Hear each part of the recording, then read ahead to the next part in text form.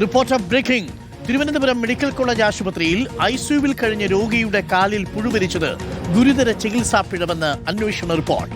ശസ്ത്രക്രിയയ്ക്ക് ശേഷം ഡോക്ടർമാരുടെ അവഗണനയാണ് പുഴുവരിക്കാൻ കാരണം.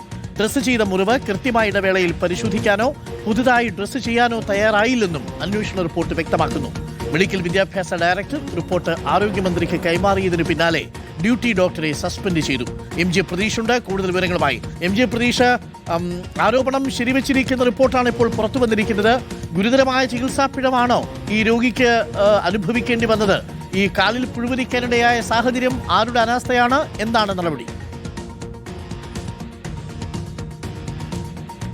അരുൺകുമാർ, തിരുവനന്തപുരം മെഡിക്കൽ കോളേജിൽ ഉണ്ടായത് ഗുരുതരമായ ചികിത്സാ പിഴവാണ് എന്നതാണ് അന്വേഷണ സംഘത്തിന്റെ കണ്ടെത്തൽ. 3 പേരടങ്ങുന്ന വിദഗ്ധ സംഘമാണ് ഇതുമായി ബന്ധപ്പെട്ടുള്ള അന്വേഷണ റിപ്പോർട്ട് സർക്കാരിന് കൈമാറിയത്. ഈ അന്വേഷണ റിപ്പോർട്ടിലാണ് ഡോക്ടറുടെ ഭാഗത്ത് നിന്ന്, പ്രത്യേകിച്ച് ഈ ഡ്യൂട്ടി ഡോക്ടറുടെ, റൌണ്ട്സിന്റെ ചുമതലയുള്ള ഡോക്ടറുടെ ഭാഗത്ത് നിന്ന് ഗുരുതരമായ അനാസ്ഥയും വീഴ്ചയും ഇക്കാര്യത്തിൽ ഉണ്ടായതായി കണ്ടെത്തിയിരിക്കുന്നത്. കാരണം ഗുരുതരമായ മുറിവായിരുന്നു. അത്തരത്തിൽ ശസ്ത്രക്രിയ നടത്തി ഐസിയുവിൽ പ്രവേശിപ്പിച്ച രോഗിയുടെ മുറിവ് കൃത്യമായ ഇടവേളകളിൽ വൃത്തിയാക്കാനോ അത് നോക്കാനോ ഡോക്ടർ ശ്രമിച്ചില്ല എന്നതാണ് പ്രധാനമായും ഇപ്പോൾ അന്വേഷണ റിപ്പോർട്ടിൽ കണ്ടെത്തലായി വന്നിരിക്കുന്നത്. ഇതിന്റെ അടിസ്ഥാനത്തിലാണ് റൌണ്ട്സിന്റെ ചുമതലയുണ്ടായിരുന്ന ഡ്യൂട്ടി ഡോക്ടറെ സസ്പെൻഡ് ചെയ്തുകൊണ്ട് ആരോഗ്യവകുപ്പ് ഇപ്പോൾ നടപടി എടുത്തിരിക്കുന്നത്. പ്രധാനമായും വലിയ വീഴ്ച ഇതുമായി ബന്ധപ്പെട്ട് ഡോക്ടറുടെ ഭാഗത്ത് നിന്ന് ഉണ്ടായിരുന്നു. മാത്രമല്ല ഈ കുടുംബം കൃത്യമായി നോക്കുന്നില്ല. ഈ പുഴുവരിച്ച സംഭവം അറിഞ്ഞതിന് പിന്നാലെ കുടുംബം ഇക്കാര്യം ആശുപത്രി ജീവനക്കാരെ അറിയിച്ചിട്ടും അതുമായി ബന്ധപ്പെട്ടുള്ള ഒരു തുടർ നടപടി ഉണ്ടായില്ല. വലിയ കാലതാമസം, പിന്നീട് മുറിവ് നോക്കാനും പിന്നീട്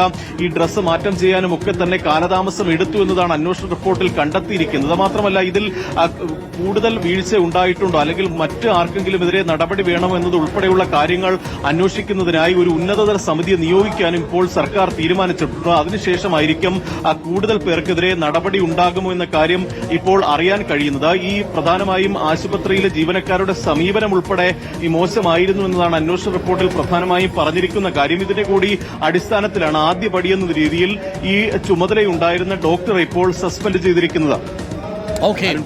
പ്രതീഷാണ് വിവരങ്ങൾ നൽകിയിരിക്കുന്നത്. അപ്പോൾ മെഡിക്കൽ കോളേജിൽ ഐസിയുവിൽ കിടന്ന രോഗിയുടെ കാലിൽ പുഴുവരിക്കുക എന്നൊക്കെ പറഞ്ഞാലേ എത്രമാത്രം വലിയ അനാസ്ഥയായിരിക്കും അവിടെ ഉണ്ടാക്കിയിരിക്കുന്നത് എന്നുള്ളതാണ്. അപ്പോൾ അനാസ്ഥ തുടരുന്നു. സിസ്റ്റം ഇപ്പോഴും എററാണ് സർ.